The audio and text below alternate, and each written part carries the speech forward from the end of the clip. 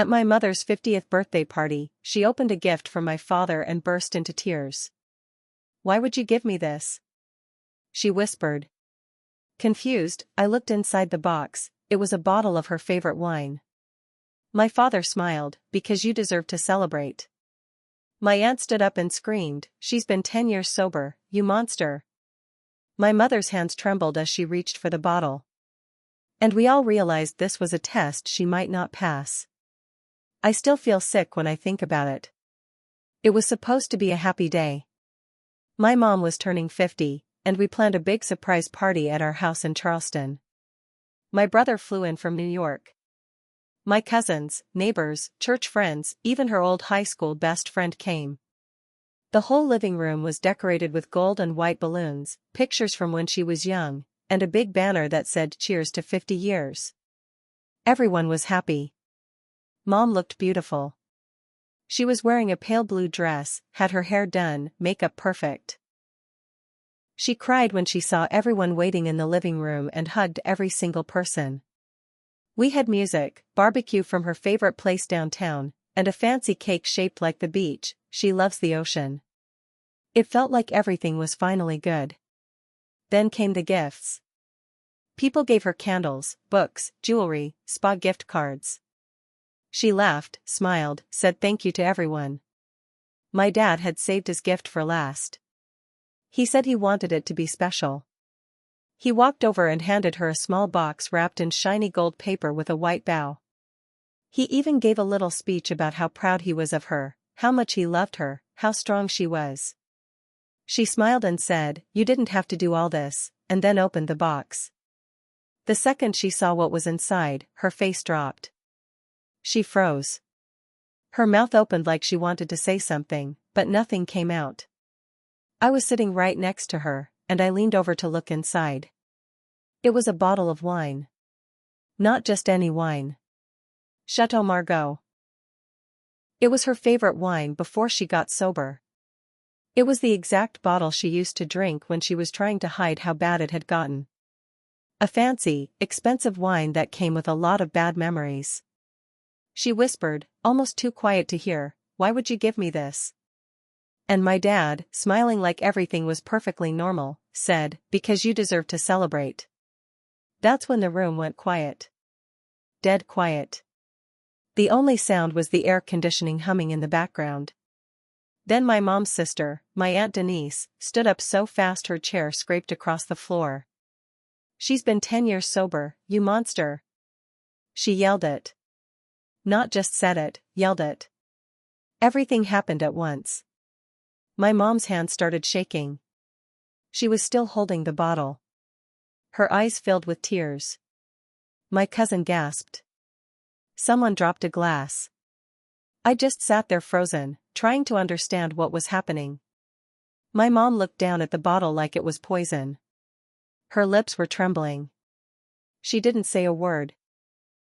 Her hands were shaking so badly that the bottle almost slipped.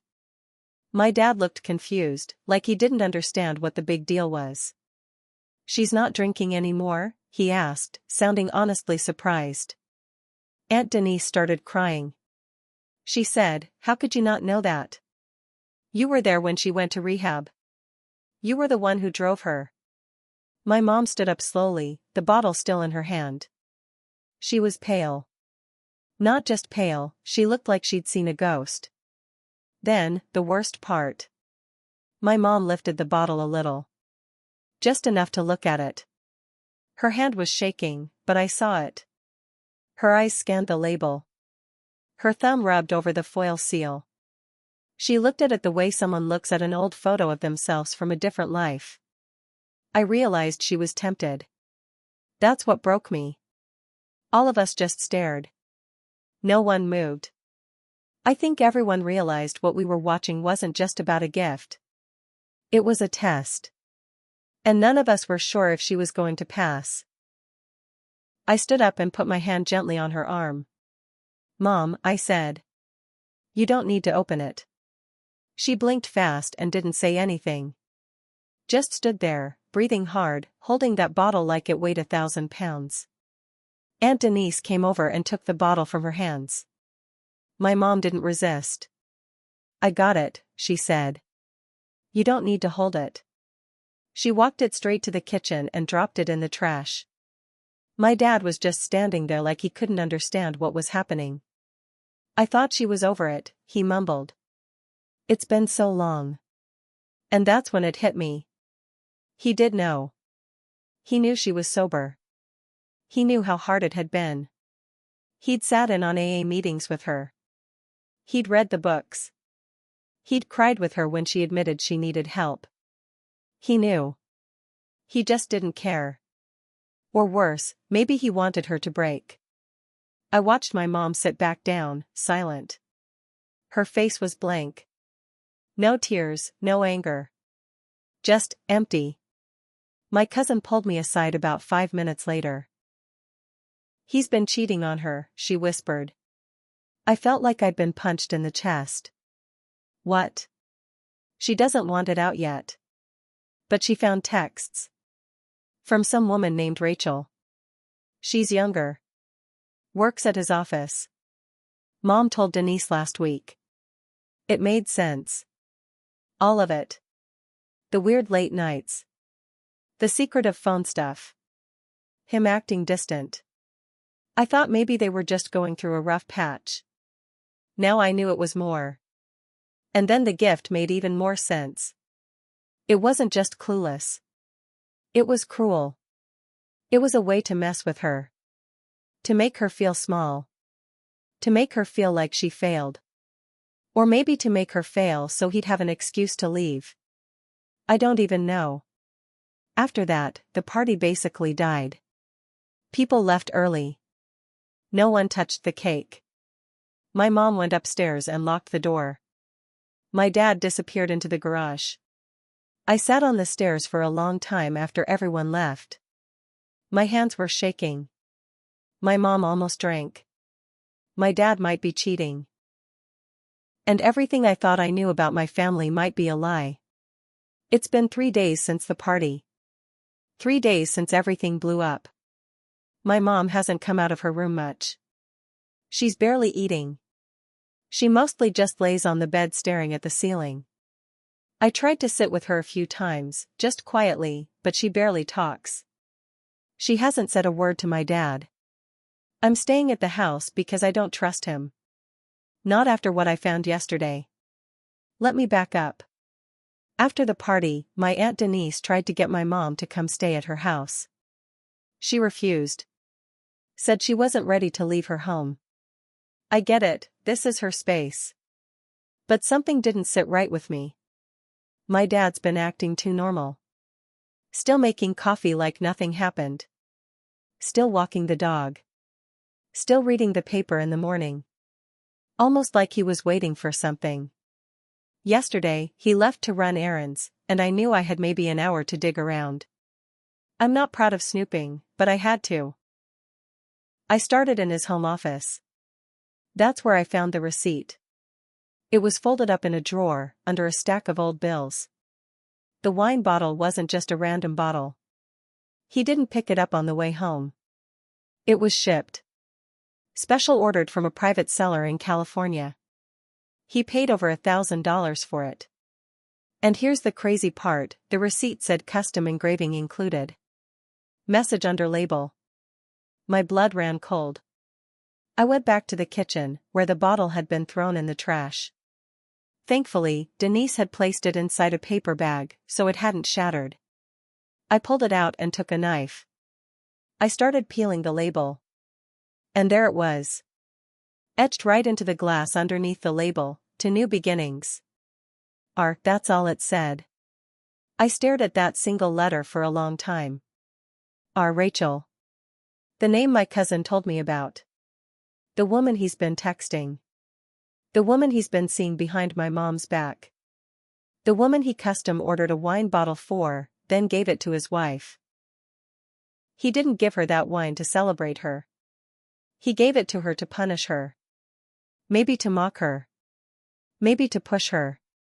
Maybe to send a message that she wasn't the one anymore. I was shaking so hard I dropped the bottle.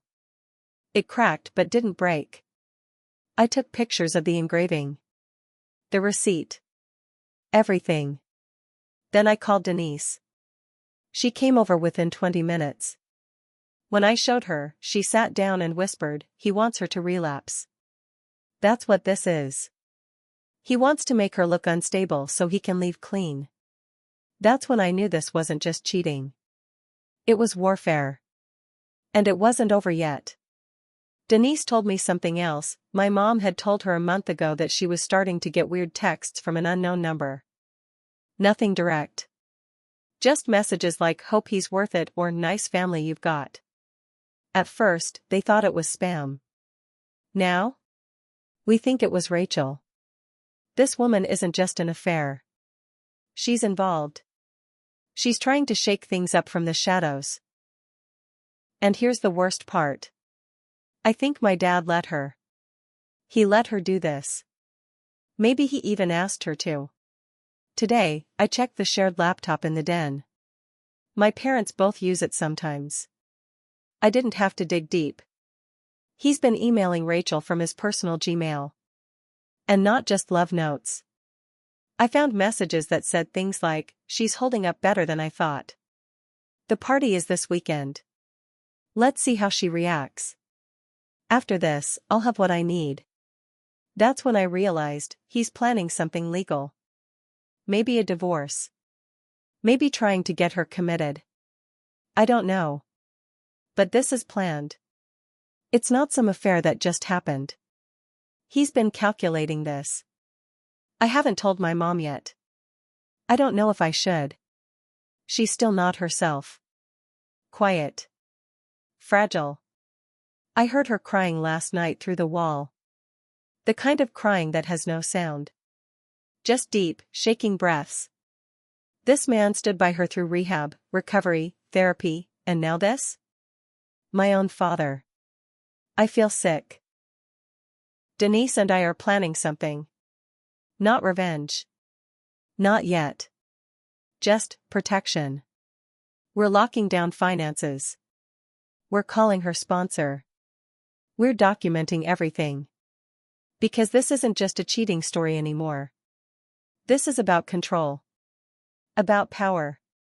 About pushing someone to the edge and daring them to jump. And I'll be damned if I let him win. I didn't sleep last night. I kept hearing my mom's soft crying through the walls.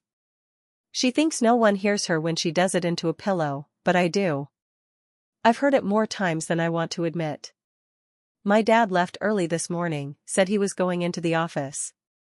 I waited 30 minutes, then went straight to the laptop again. I wanted to see if he'd emailed Rachel again. That's when I found something that stopped me cold. There was a folder on the desktop, named Tax Docs 2022. Not hidden, just sitting there like it was nothing. I almost didn't click it, just looked like boring finance stuff. But I opened it. Inside was a subfolder. Documents for R. And inside that, PDFs, photos, and a Word doc titled, Plan Outline. I opened it. And what I read made my hands go numb. It wasn't just about leaving my mom. It was about taking everything. The file was basically a step-by-step list: push relapse, birthday plan in motion. Collect evidence of instability, recordings. Contact lawyer post-party, Rachel's brother. Sell lake house, claim financial pressure from addiction. Position for full asset control and primary care of finances. There were more. Notes about her prescriptions. About contacting her old sponsor to check if she's relapsed. It was all about building a case that my mom couldn't handle her own life anymore. He was planning to destroy her legally. Piece by piece. Not just leave. Not just cheat. Erase her. I took screenshots of everything. Denise and I are printing it out, storing copies in places he'll never think to check. But the twist? The part that hit even harder? Rachel isn't just some younger woman from the office. She's not even a coworker. She's his ex-girlfriend from college. Denise remembered her name from way back, Rachel Miller. My dad dated her before he met my mom. I guess it ended badly. Mom said she was unstable. He never gave details. They hadn't talked in over 25 years, or so we thought. I started digging. I searched her name online. Social media was locked down. Nothing on Facebook, private Instagram. But LinkedIn? Different story. Her profile is active. She's not listed as working at my dad's company. She's not even in Charleston. She's in Atlanta. But her brother, guess what? He's a divorce lawyer. Guess where? Right here in Charleston. I called the number on his website and asked to speak with him about a family matter. Said I was just inquiring. Didn't give any details. Receptionist said, "Oh, you must be calling about the case Mr. Grayson is preparing. He's reviewing all the documentation now." Grayson. Rachel's last name. He already has a case open. Under my mom's name. And she doesn't even know. So that's it. That's the real twist. This isn't just cheating. This isn't just gaslighting. This isn't just trying to make her relapse. This is a full-on, long-term setup. Rachel was never some random fling. She's a weapon. And he's been loading the gun for years. I haven't told my mom any of this yet. I don't know how to. How do you tell someone the person they built a life with has been planning their collapse like a war strategy?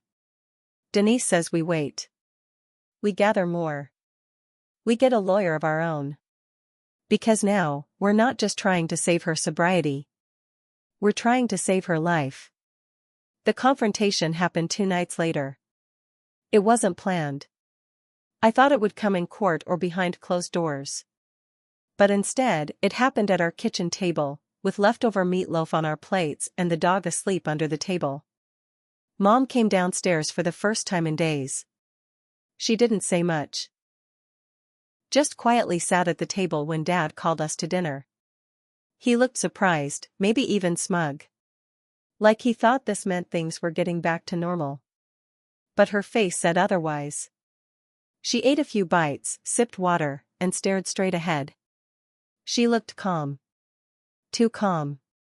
Then she spoke. "I know about Rachel." The fork slipped from my dad's hand.